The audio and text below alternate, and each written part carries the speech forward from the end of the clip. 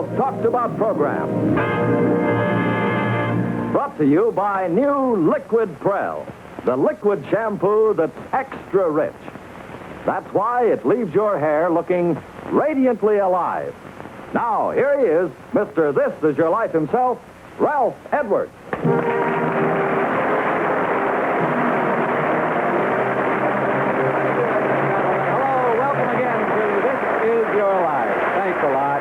Our principal subject for tonight is not in our audience here at the El Capitan Theater. A lot of wonderful people here, but our principal subject is not there in the audience. He's in a soundproof dressing room off stage, right over here, waiting to appear on the Hollywood portion of a New York television show called So You Want to Write a Book. Now, that's what he thinks. With him is Mr. Cameron Shipp, well-known contributor to the Saturday Evening Post and biographer of such famous personalities as Billy Burke, Lionel Barrymore, Lana Turner, and many others. Now, Mr. Shipp is currently preparing a biography of our principal subject to be entitled King of Comedy, and soon to be published. Who is it? Well, let's find out right now. Please tell our guest that New York is about to switch in Hollywood. Will you do that? Bring them on stage, please. Now, quiet, everybody. We don't want to tip our hand until they're actually on stage. And here they come now. Ladies and gentlemen, I would like to have you meet Mr. Cameron Shipp. And would you bring your gentleman with us, Mr. Cameron Shipp? And ladies and gentlemen, Mr. Mack Sennet.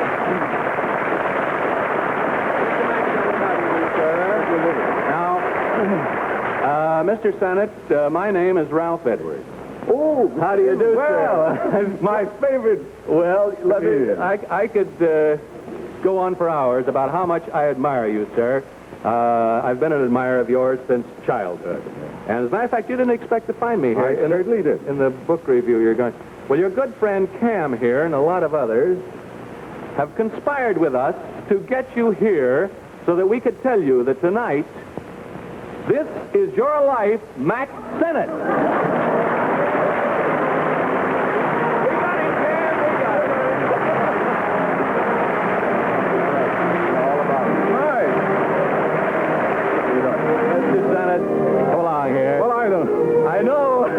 He doesn't know.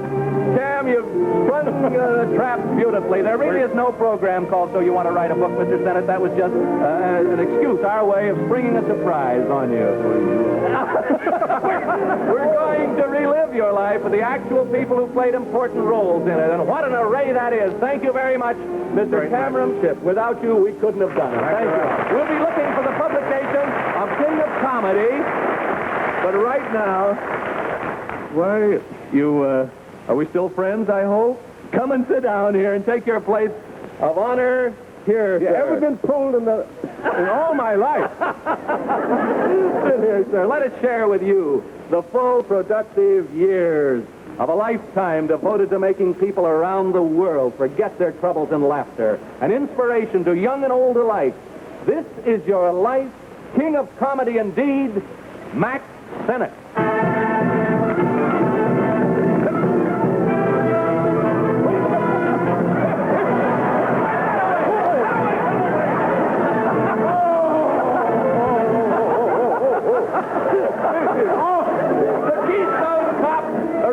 Made famous by you, Mack Sennet, in 1914, but they're way ahead of themselves. This is only 1880. January 17th, the day you, Mack Sennet, are born in Richmond, Quebec province in Canada. Ooh. One of 4 children of John.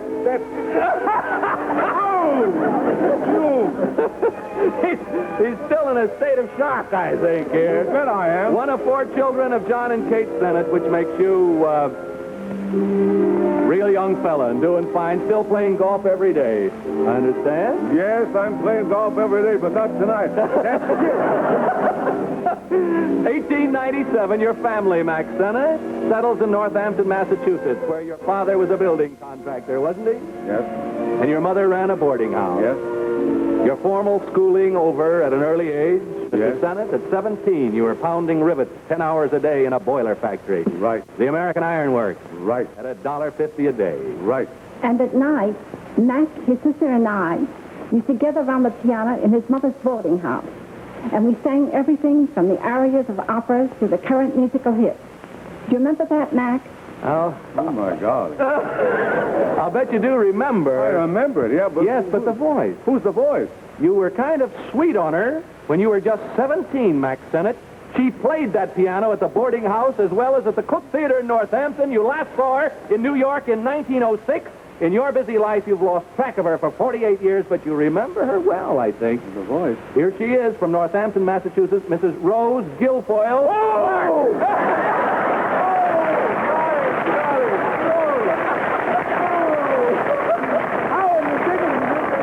Oh, my golly. My first girlfriend.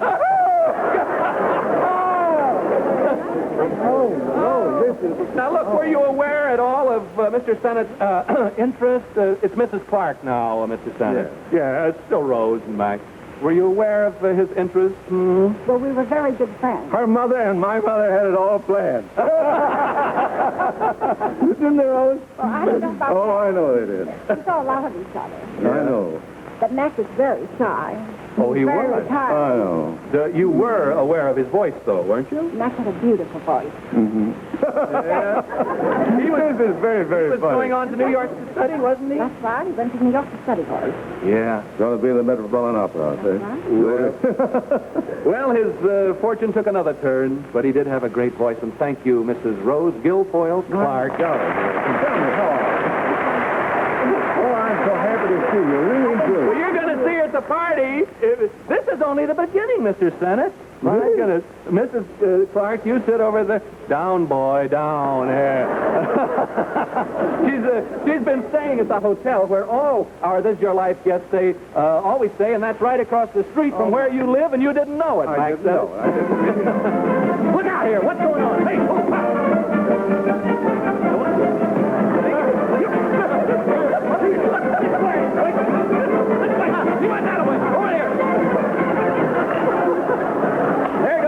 again, right through your life, Mack Sennet. 1902, the beginning of your fabulous show business career. Nothing much came of your operatic aspirations, did it, Mr. Sennet? No. For a time, you're a chorus boy for Eddie Foy in Piff Paff Poop at the Bowery Burlesque Theater. And then in 1905, you transfer your talents to Victor Herbert's Broadway hit, Mademoiselle Modiste.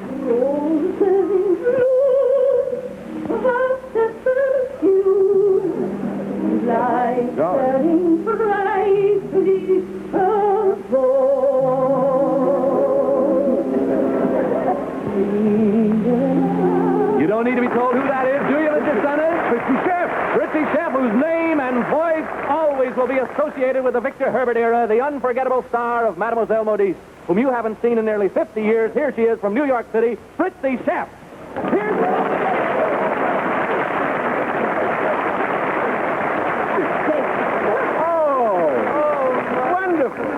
Oh, you don't know how happy to be here and to see him again after all these long years. Do you remember Victor Herbert? Oh, well, playing the of course, I was piano? just going to say that. Oh. I mostly remember him in the chorus of Mademoiselle Modiste. Yes? Because he stood right behind me. That where you stood? I'll tell you something about this chorus. You know, I was never very much of the dancing part. I couldn't dance well, but I always got a job as a singer. I had a lot of voice. He had a beautiful voice. He did? And he was also a very nice dancer. Even though the great David Belasco took one look at his feet and advised him to go back to the boiler factory. But we all thought that he had a great future and that he would go far. Yes. But of course, none of us ever dreamt how far he would go. Well, thank you. God bless you, and good luck to you always, Mack Sennet. Let me kiss you. Oh, thank you. Fritzy Chef, your name and your great voice will linger in our memories always. Thank you so much. Oh, Mack Sennet, you're barely launched in show business here in the early years of the 20th century. The era of the flickers is about to dawn, and a procession of events, of pictures, and of people in your life awaits us. But first, hang on. Let's listen to this wonderful news.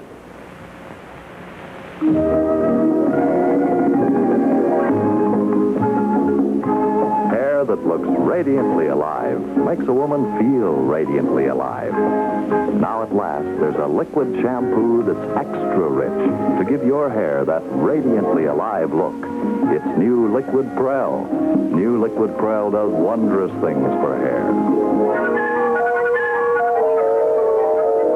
There's a glorious difference between Liquid Prel and all other shampoos. New Liquid Prel is extra rich.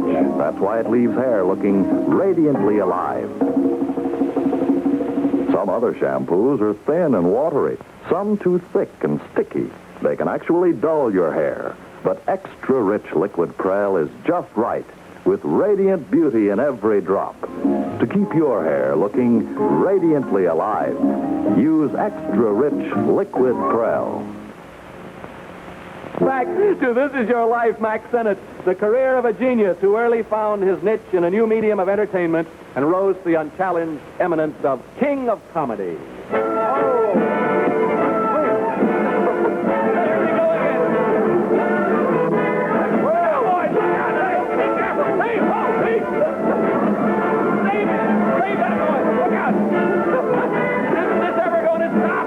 No. Here, that away. 1909, January 17th. This is your 29th birthday, Mack Sennet. Can you think what else happened on that day? Your 19th birthday, didn't you get a job as an extra with the Biograph Company? Biograph Company. At $3 a day. Yeah. I was a young director back in 1909, and I first met Mr. Sennet, then in the old Biograph studio, at 11 East 14th Street. You recognize the voice, Mr. Sennet? Del Henderson. A dear friend of yours through all these years who worked with you and for you when you were just getting started, Del Henderson. And here is the fine man now. Well, I never know my life got such a surprise. How are you, Del? I'm fine. How are you? Well, I don't know. I think I'm all right. How do you think I am? When did Mack Sennet first come to Los Angeles, Mr. Henderson? Well, we came out here in 1910 with Mr. D.W. Griffith. Mack thought that California was a great place to make pictures. Yes, sir. So when he got the bankroll, he wanted to build a studio in Edendale. Used to be known as Alessandra Street. Yes, and that's where the famous Keystone Cops were born. That's where they isn't it? were born. My goodness. You see, Mack had an idea that there was lots of comedy to be found in policemen. So that nobody would believe it, but he proved it. Yes. They found it out. Didn't take long to prove how right Mack Sennet was. Listen, you didn't tell him about the wearing my shoes, did you? No. The time you broke in his shoes. He told me back in the dressing room, and I said, if we told all the Mack Sennet stories, the lore of Mack Sennet could fill 2 hours. He wore these shoes, and he says, my feet are wrong, still wrong. How are they now? They're still wrong, and I'm limping. The shoes belonged to him, but he pretended to leave so he could keep the shoes. Is that right? Well, you'll never know the story. I wish you could come to the party afterwards. Hey! Now listen, wait a minute here. Wait just a minute here. This has gone far enough. Well, Del Lord. The old champ. Del, what are these?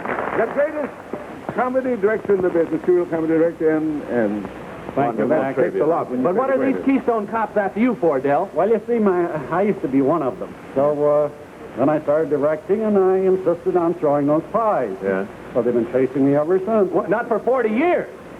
Now, wait a minute, fellas. Whoa, fellas, come here. Now, take it easy here. Just a minute. You've been chasing Del Lord here so hard, you haven't even noticed your old boss here. Here's Vernon Dent. Vernon Dent, ladies and gentlemen.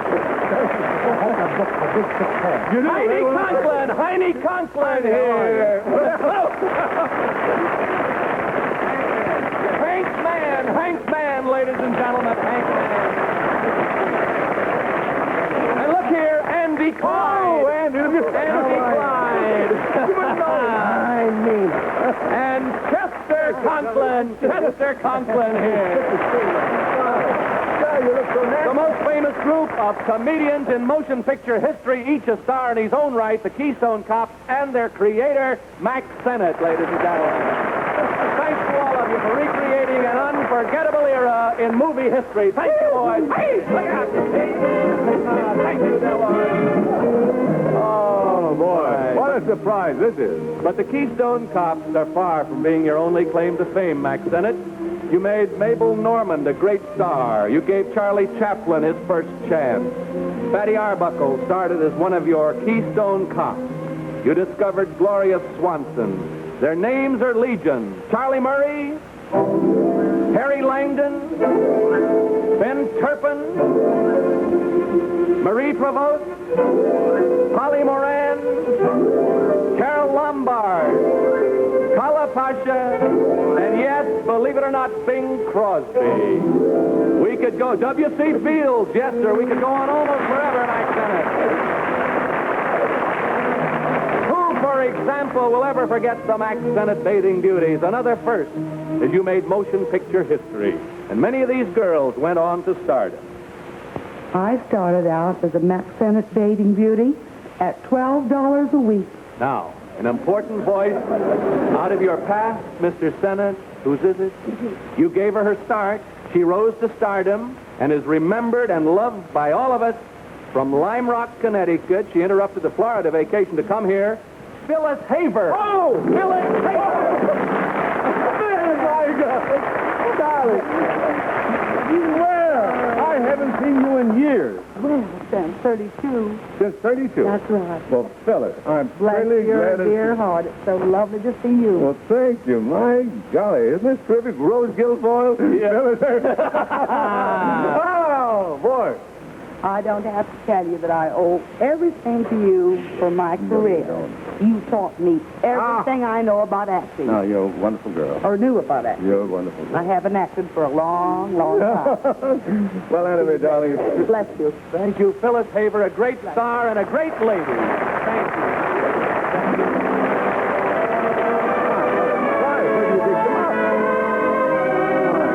The procession of comedies continues through the years, each leaving the indelible stamp of the master, you, Mack Sennet. Mr. Sennet, couldn't you please have somebody throw a pie at me? Another Mack Sennet great, Franklin Pangborn. Franklin Pangborn. Franklin, what is this odd request you have wanting someone to throw a pie at you? Well, you see, Ralph, I did a few pictures with Mr. Sennet, and I began to feel that I didn't belong to the Sennet gang because nobody was throwing any pies at me. Well, did you? Get a pie in your face eventually? Did I? Not only pies, but wedding cakes, too. And, I want to tell you, I was thrown into more pools and ponds. But really, I want to tell you, Ralph, what I learned from the boss was timing. Yes. And whenever he was on the set, he said, listen, Frank, will you please learn not to anticipate these gags? Yeah. That's right. But you got to learn to do it with your eyes wide open. What? Oh, Frank, I'm boss. glad to see you. Boss, I want to tell you, all those years of work with you, I want to tell you, will live in my heart forever. Thank you very much. Franklin Pangborn. Thank you. Very much. First, here's Bob Warren with a word about Prell shampoo. The old problem, ladies, of what to do when this happens. You get a phone call. You're invited to a party. You're really feeling happy. And then you see yourself in the mirror. Wow, how can you go out when your hair looks so lifeless and dull? Well, here's the new answer to that old problem. Liquid Prell, the only liquid shampoo that's extra rich. Some other shampoos are thin and watery. Some so thick and sticky they can actually dull your hair. But Liquid Prell is completely different. Not too thin, not too thick, but just right, with radiant beauty in every drop. Now, look at your hair after one luxurious Liquid Prell shampoo. Liquid Prell is extra rich. That's why it leaves your hair looking radiantly alive. Smooth, shining, soft to touch. Try new, extra rich Liquid Prell. You'll love it. Time flies. Your motion picture career spanned over 25 years, Mack Sennet, from 1909 to 1935. Few men will be better remembered than will you, especially by the stars whose careers you fostered. But suppose we let some of them speak for themselves. Leading lady to Charlie Chaplin, Chester Conklin, and Fatty Arbuckle, Minta Durfee Arbuckle. Here, Minta Durfee. Jolly well you look. Thank you, you too. You know, Mac, you were the greatest producer and the greatest writer and the greatest director of your time. And another thing so lovely about you, now stand up. I know, but I can't stand anymore. I'm dying. Not yet. All right, go ahead. But listen, I want to tell you, you were the most loyal and the most delightful friend anybody ever had. And you know that you were so unselfish. I think that's one reason why you were never a millionaire. And Ralph Edwards, I want to tell you something. He was the most thrilling thrilling boss that I have ever had in my life. And God bless you, dear, and you look like a million. Thank you, Minta Durfee Arbuckle. Thank you. Oh, now there's another great star and good friend of yours, Mr. Sennet, Alberta Vaughn. Oh, yeah. Alberta Vaughn! Well, I was practically a child when I started working for you. You were, yeah. And you taught me all the comedy I Oh, we know. thought of you. Oh, thanks a million. And thank you, Alberta Vaughn. Thank you. Now, there's a gentleman we all remember as a favorite leading man, and more recently as one of the stars of Ken Murray's Blackout, Jack Mulhall. You know, this is tough out here. I want to tell you, when they throw these things at you like they've been throwing at me. Is, Mac, but I want to tell you that this is probably one of the greatest thrills in my life. I'm as thrilled tonight being here with you as I was when you chose me out of all of the leading men in Hollywood to play opposite Mabel Normand of beloved memory in Molly O. God bless you. Thank you. Thank you, Jack Mulhall. Thank you. Another star you helped create, Mr. Sennet, and this is one of the brightest, Sally Eilers.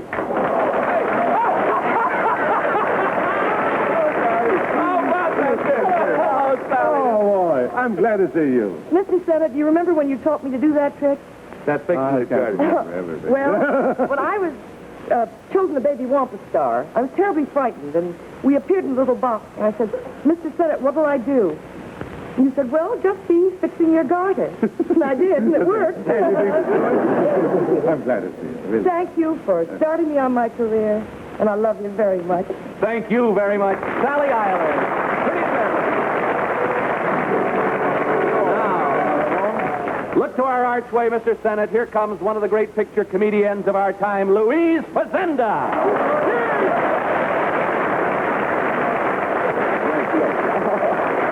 Really. Oh, He didn't miss any words, and he said one of the greatest comedians of our time. Now, Matt, now look, no, because I have to say things about you. This is your evening. Well, I have to say this about you first. Oh, Yeah. I hope my husband's listening. Oh,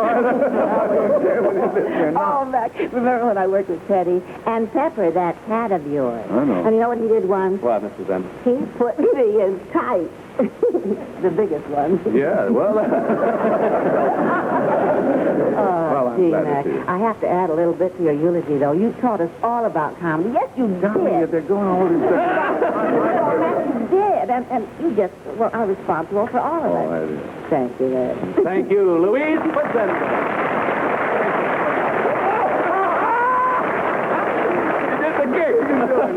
Well, sit down, Mr. Sennet. Since 1935, Mack Sennet, your monumental contribution to motion pictures completed. You've been living in semi-retirement here in Hollywood. Still, your eyes are on the future, as your heart must be with the past. And what a path it's been for all of us. But the path you made, Mr. Sennet, made it easier for those who followed. Now, whose voice is that, Mr. Sennet?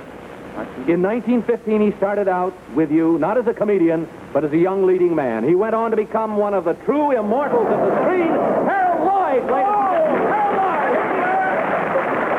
Harold Lloyd! Oh, my God. You remember the joke I tell about you? Here is a great man. Now, I'm glad to see you. Mr. Sennet, I can't tell you how proud I am to be part of this great tribute to you. Mac, you deserve every bit of it. And I speak not only for myself, but for the entire motion picture industry.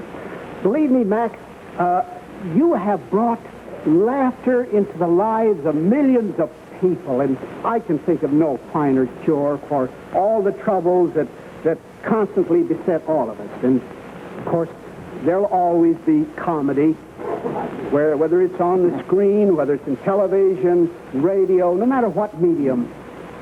But there's only one Mack Sennet. Well, I don't know, Harold. This is Really, this Mac? is getting awfully And Mac, you've been a true leader in your chosen profession. You've been a great contributor to the motion picture industry. And I'm telling you, you've been really an inspiration to all of us that has followed in your footsteps. And they've been pretty big footsteps, Mac. You bet they have been big footsteps. Thank you, Harold Lloyd. Thank you very much. Mr. Sennet, be seated. Miss Jeff, you come around and sit by him here. This is your life, Mack Sennet. You gave the world a new comedy art form because you recognized the human foibles of all of us and exaggerated them for all of us to see on the screens of the world. Miss Jeff, you be seated here by Mr. Sennet. Now, recognizing this, the Academy of Motion Picture Arts and Sciences awarded you its coveted Oscar. Your fabulous past is gathered around you here, paying tribute to you, Mack Sennet. In a moment, we're going to take a look into your future. But first, here's a message for those of you who want your family to enjoy stronger, healthier teeth.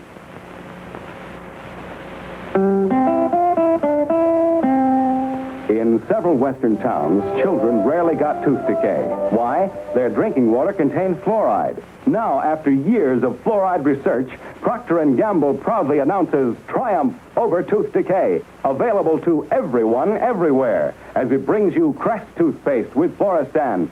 Its exclusive stannous fluoride formula, greatest decay preventive in any toothpaste. Here's how Crest works. Crest with Fluorestan actually combines with and strengthens tooth enamel to lock out decay from within. Yes, with Crest, you and your family will have far fewer cavities. Your teeth will be strengthened against decay, and regular Crest use will keep them that way. Crest helps keep your teeth beautiful, blocks out bad breath as it locks out decay. Start now to triumph over tooth decay. Get Crest with Fluorestan, greatest decay preventive in any toothpaste.